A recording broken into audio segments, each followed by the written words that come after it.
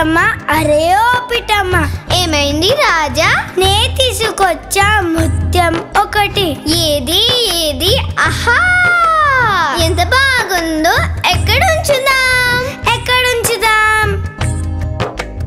అందులో ఏముంది? చేద్దాం మనం గూడొకటి. చెట్టు మీద కొమ్మ పైన ఇల్లు కడదాం. చక చక చక పని మొదలెడదాం.